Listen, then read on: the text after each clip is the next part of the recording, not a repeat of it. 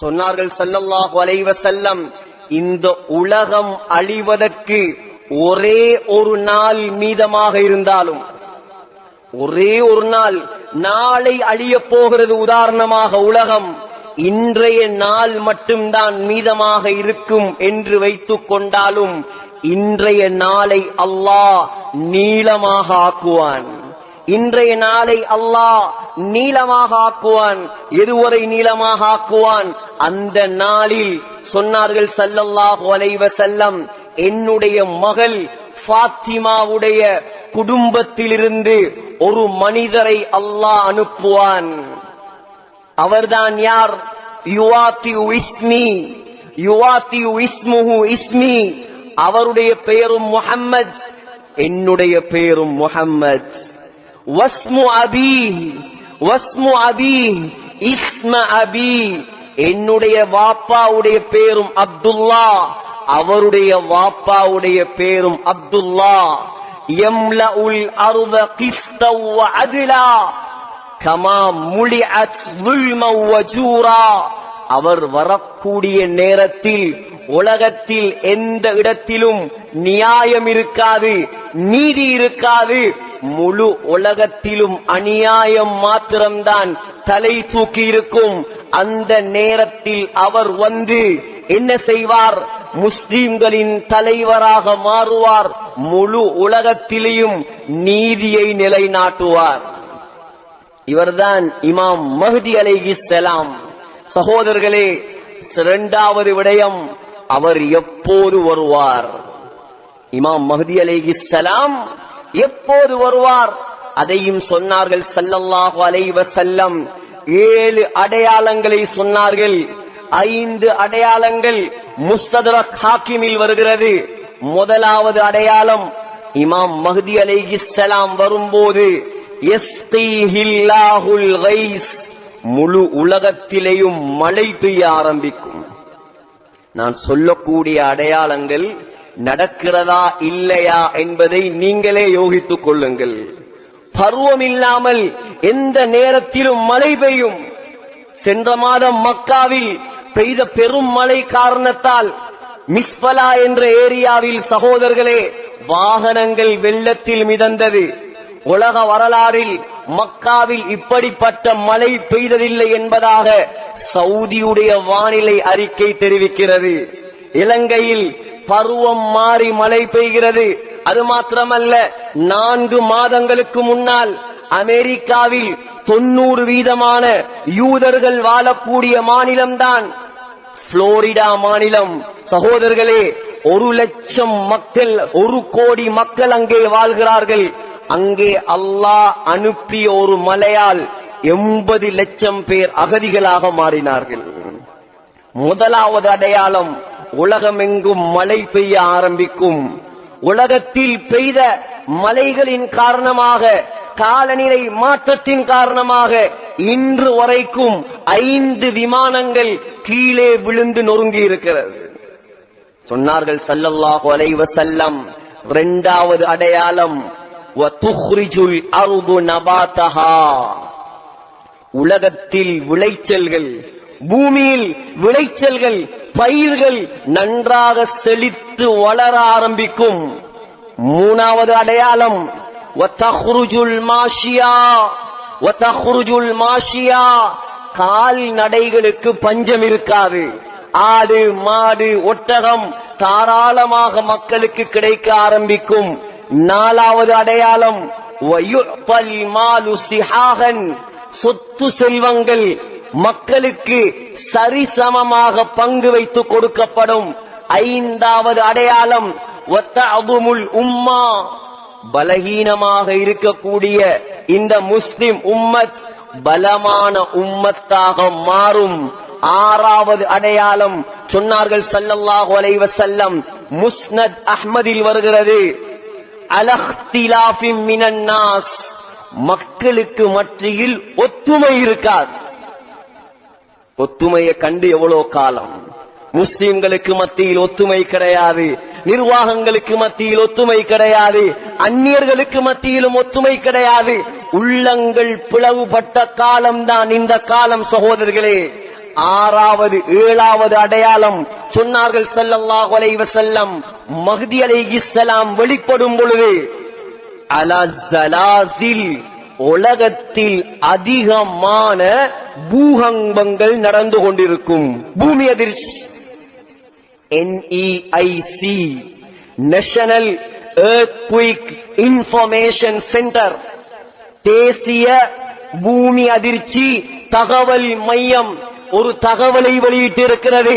சகோதரர்களே, கடந்த 10 ஆண்டுகளாக 2014 2024 வரைக்கும் உள்ள கணக்கெடுப்பு, ஒவ்வொரு வருடமும் முழு உலகத்திலும் 2000 பூமி அதிர்ச்சிகள் ஏற்படுகிறது.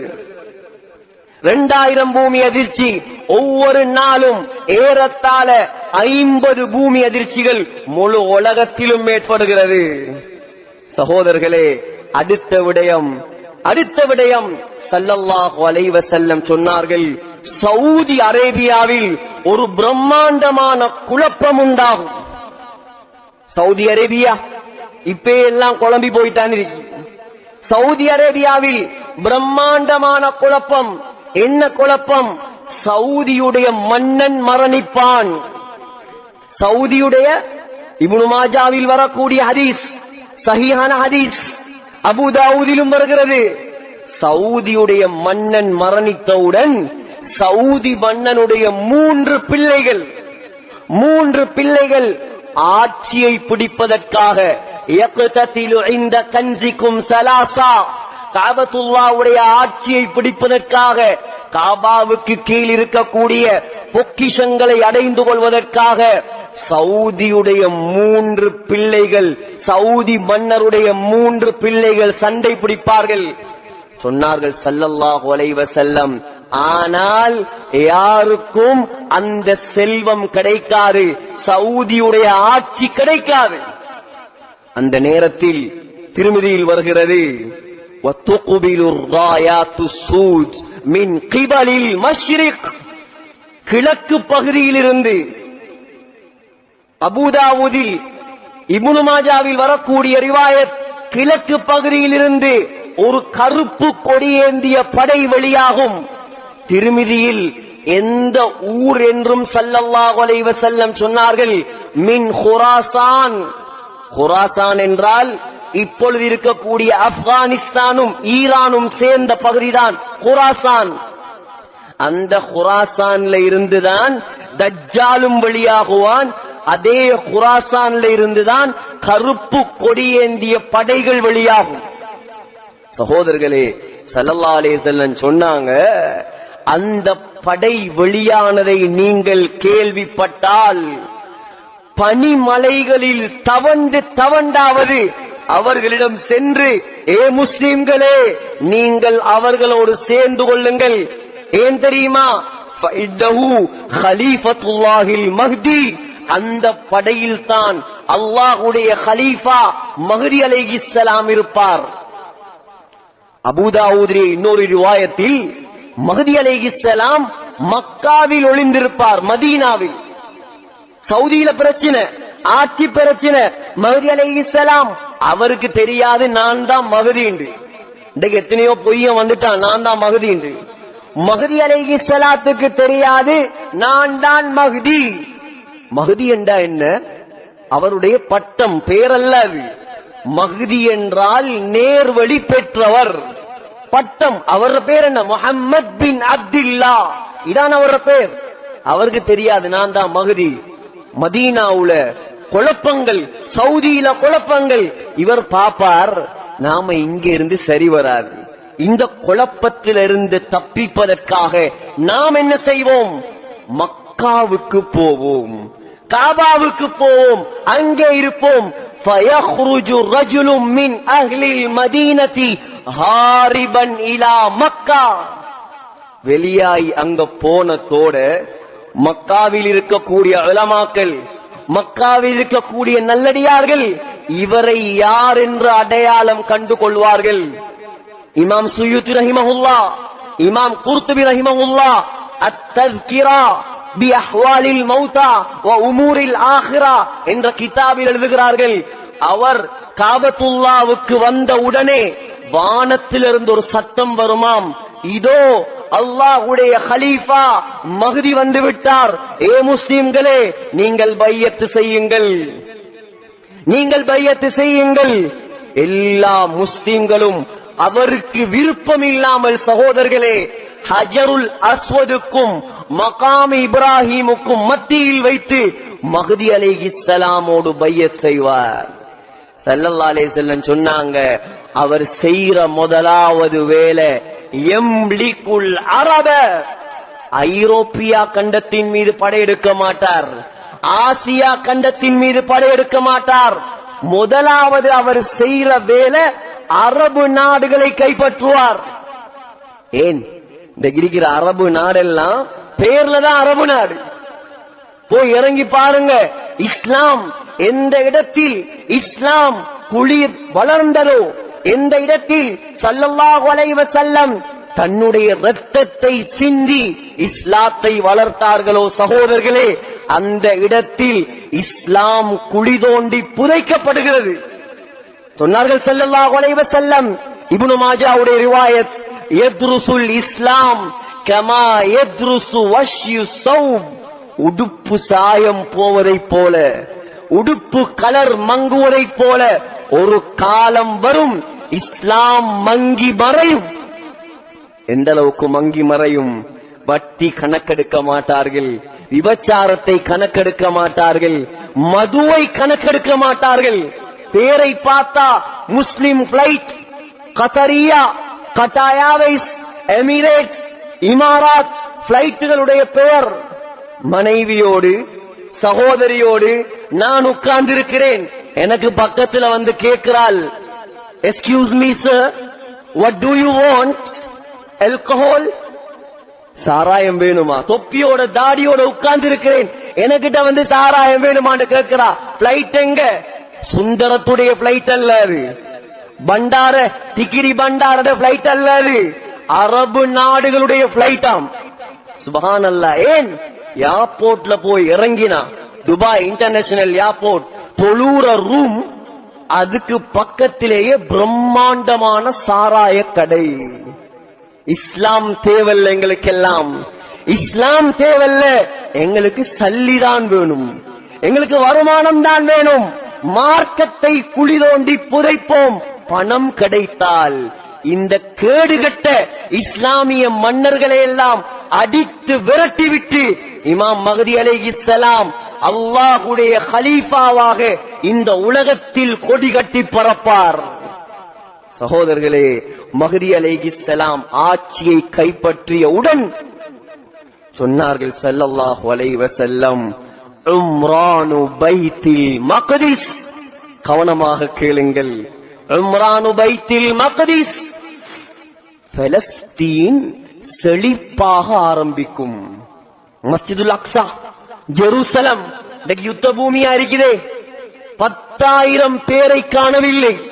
பலஸ்தீன்ல காசால 15 மாதங்களாக நடந்த யுத்தம், 10,000 பேரை காணவில்லை. 1,10,000 பேர் படுகாயம் அடைந்திருக்கிறார்கள், 45,000 பேர் கொல்லப்பட்டிருக்கிறார்கள்.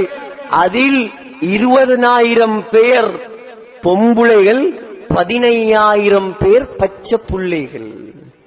அநியாயம், அராஜகம், அடாவடித்தனம் தலை தூக்கி இருக்கிறதே அந்த பலஸ்தீன்.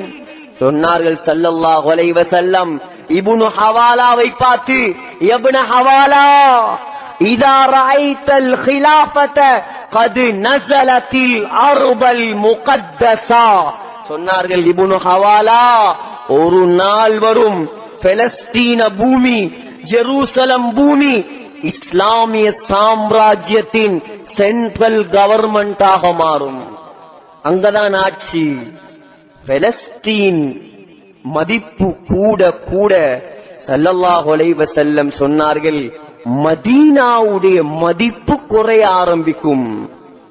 நாமெல்லாம் நேசிக்கும் அந்த மதீனா, ஹராபு யஸ்ரிப், மதீனா பாழாகும், மதீனாவுடைய செல்வாக்கு குறையும். எந்த அளவுக்கு என்றால் சஹீஹுல் புகாரியில் வருகிறது, தத்ருகூனல் மதீனத அலா கைரி மா கானத். மதீனாவுல எந்த குறையும் இருக்காதாம். மதீனா நல்லதான் இருக்குமா, பரக்கத்தா தான் இருக்குமா. உலகத்துடைய சொர்க்கமே மதீனா. கையேந்தி ஸல்லல்லாஹு அலைஹி வஸல்லம் துஆ செய்த பூமி. அல்லாஹும்ம ஜஅல் பில் மதீனதி பிஅஃபை மா பிமக்கத மினல் பரக்கா. யா அல்லாஹ், மக்காவை விட 2 மடங்கு என்னுடைய மதீனாவில் நீ பரக்கத் செய்வாயாக. மா பைன பைத்தி வ மிம்பரி ரௌதத்தும் மின் ரியாதில் ஜன்னah. ரவாஹுல் புகாரி. என்னுடைய மிம்பரும் என்னுடைய வீட்டுக்கும் இடைப்பட்ட பகுதி சுவர்க்கத்து பூங்கா என்றார்கள் ஸல்லல்லாஹு அலைஹி வஸல்லம். யார் மதீனாவுக்கு ஏதாவது தீங்கு செய்ய நாடுகிறாரோ உப்ப தண்ணில கரைக்கிற மாதிரி அல்லாஹ் அவனை அழிப்பான் என்றாங்க ஸல்லல்லாஹு அலைஹி வஸல்லம். அந்த மதீனாவை கைவிட்டு விட்டு மக்கள் எல்லாம் பெலஸ்தீனை நோக்கி சாறை சாறையாக செல்ல ஆரம்பிப்பார்கள். சொன்னாங்க ஸல்லல்லாஹு அலைஹி வஸல்லம், மதீனாவில் மனிதர்கள் இருக்க மாட்டார்கள். லா யக்ஷாஹா இல்லல் அவாஃபி. பயங்கரமான காட்டு மிருகங்கள் மட்டும்தான் மதீனாவில் இருக்கும். வரப்போகுது காலம். வஹராபு யஸ்ரிப், மதீனா பாழாகிவிட்டால் ஸல்லல்லாஹு அலைஹி வஸல்லம் சொன்னாங்க, குரூஜுல் மல்ஹமா, உலக மகா யுத்தம் ஒன்று நடக்கும். உலக மகா யுத்தம் எங்க நடக்கும், எப்ப நடக்கும்? இமாம் புகாரி சுருக்கமாகவும் இமாம் அபூ தாவூத் விரிவாகவும் பதிவு செய்திருக்கிறார். சொன்னார்கள் ஸல்லல்லாஹு அலைஹி வஸல்லம், சதுசாலிஹூன ரூம சுல்ஹன் ஆமீனா. முஸ்லிம்களுக்கும் ரோமர்களுக்கும் மத்தியில் ஒரு சமாதான ஒப்பந்தம் நடக்கும். ரோமர்கள் என்றா யாரு? அவங்கள பத்தி விளங்கப்படுத்துவதற்கு நேரம் இல்லை.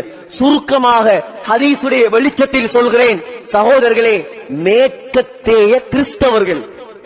அப்ப கிறிஸ்தவர்களுக்கும் ஐரோப்பிய நாடுகளில் வாழக்கூடிய கிறிஸ்தவர்களுக்கும் முஸ்லிம்களுக்கு மத்தியில் ஒரு சமாதான உடன்படிக்கை நடக்கும். நாங்களும் கிறிஸ்தவர்களும் சேர்ந்து வேறொரு எதிரியோடு யுத்தம் செய்வோம். உலமாக்கள் சொல்றாங்க, அவங்கதான் யூதர்கள். முஸ்லிம்களும் கிறிஸ்தவர்களும் சேர்ந்து யாரோட யுத்தம் செய்வாங்க? யூதர்களோட யுத்தம் செய்வாங்க. யூதர்கள் தோற்பார்கள், விரண்டு ஓடுவார்கள். முஸ்லிம்களும் கிறிஸ்தவர்களும் வெற்றி அடைவார்கள், கனிமத்து கிடைக்கும் சொன்னாங்க ஸல்லல்லாஹு அலைஹி வஸல்லம். வெற்றி அடைந்ததுக்கு பின்னால முஸ்லிம்களும் கிறிஸ்தவர்களும் சேர்ந்து தலூல் என்று சொல்லக்கூடிய ஒரு தோட்டத்தில் ஒன்றாக தங்கியிருப்பார்கள். எல்லாம் சொல்லி தந்தார் அந்த உண்மையான தலைவர். சகோதரர்களே, சொன்னார் ஸல்லல்லாஹு அலைஹி வஸல்லம், அந்த நேரத்தில் ஒரு கிறிஸ்தவன் என்ன செய்வானாம்? சிலுவையை தூக்குவானாம். தூக்கி சொல்வானாம், கலபஸ் ஸலீப், இந்த சிலுவையால் தான் எங்களுக்கு வெற்றி கிடைத்தது, சிலுவைதான் ஜெயித்தது. இதை பார்த்த ஒரு முஸ்லிமுக்கு பொறுக்க முடியாமல் அவனை அடிக்க, அவன் செத்து கீழே விழ கிறிஸ்தவர்கள் முஸ்லிம்களுக்கு எதிராக மாறுவார்கள். புகாரியில் வருகிறது. சொன்னார்கள் ஸல்லல்லாஹு அலைஹி வஸல்லம், கிறிஸ்தவர்கள் முஸ்லிம்களுக்கு எதிராக 80 கொடிகளுக்கு கீழ் படை திரட்டி வருவார்கள். உலமாக்கள் சொல்றாங்க 80 கொடிண்டா 80 நாடாம், 80 நாடுகள். ஒரு நாட்டில 12,000 பேர் வருவானாம். கிட்டத்தட்ட 9,60,000 பேர் கிறிஸ்தவர்கள் முஸ்லிம்களோடு சண்டை பிடிப்பதற்கு வருவார்கள். எந்த இடம் சொன்னாங்க ஸல்லல்லாஹு அலைஹி வஸல்லம். எந்த இடம்? முஸ்லிம்களுடைய படை டமஸ்கஸ், சிரியாவுடைய தலைநகரத்துக்கு பக்கத்தில் இருக்கும். கிறிஸ்தவர்களுடைய படை சிரியாவுடைய முக்கியமான ஒரு நகரம் தான் ஹலப். அலிப்போ என்பாங்க தமிழ்ல, இங்கிலீஷ்ல அலப்போ என்பாங்க.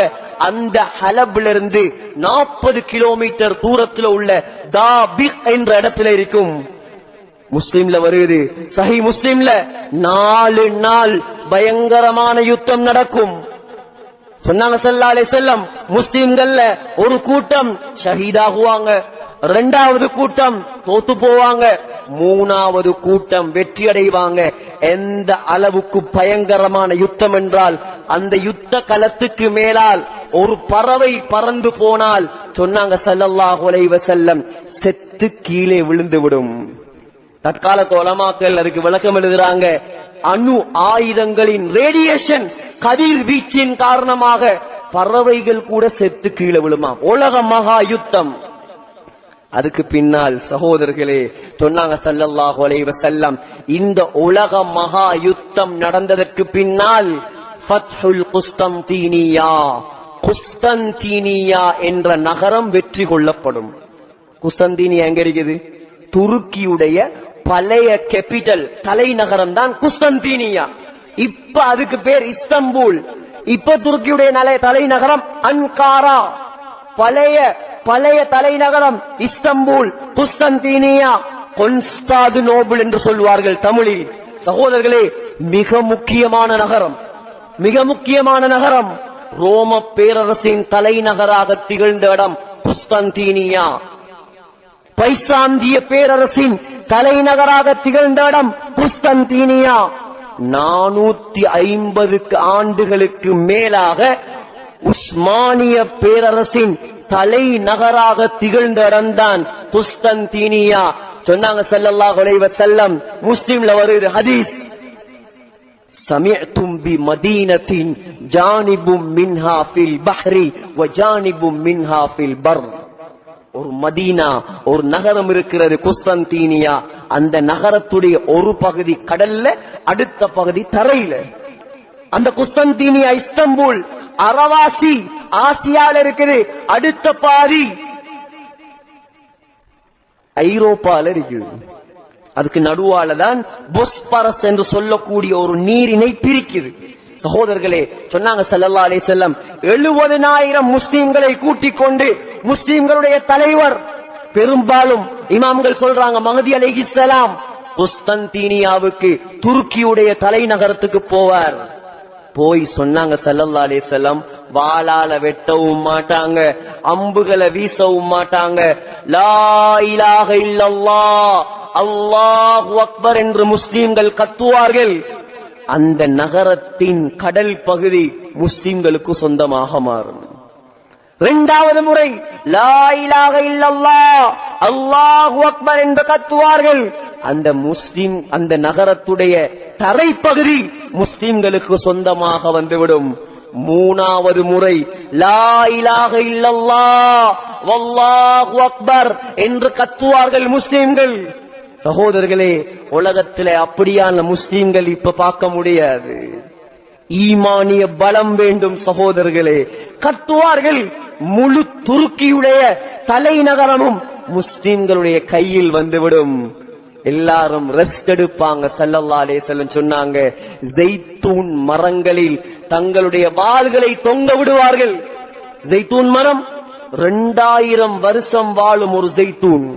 குர்ஆன்ல அல்லாஹ் 2 பழங்களுக்கு மேல் தான் சத்தியம் செய்கிறான்.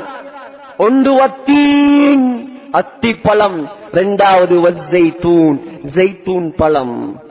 ஸ்ரீலங்கால எனக்கு தெரிஞ்சதுக்கு ஒரே ஒரு இடத்துல தான் ஜெய்தூன் மரம் இருக்குது.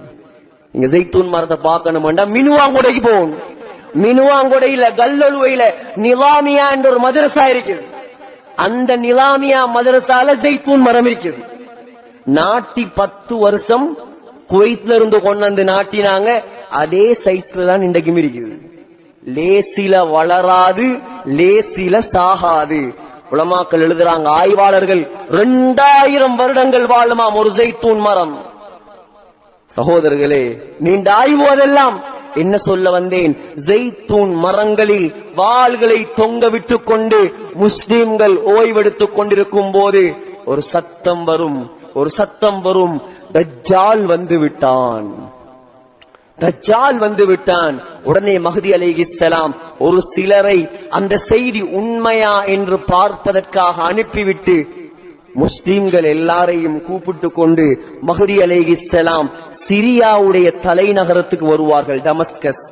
டமஸ்கஸ் உடைய கிழக்கு பகுதியில் ஒரு பள்ளி வாசல் இருக்கிறது. அந்த பள்ளி வாசலுக்கு பெயர் அல் ஜாமிஉல் உமவி.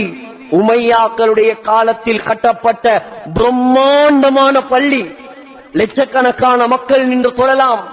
சலாஹுத்தீன் அய்யூபியுடைய கபர் அங்கதான் இருக்குது. யஹ்யா அலைஹிஸ்ஸலாத்துடைய கபர் அங்கதான் இருக்குது.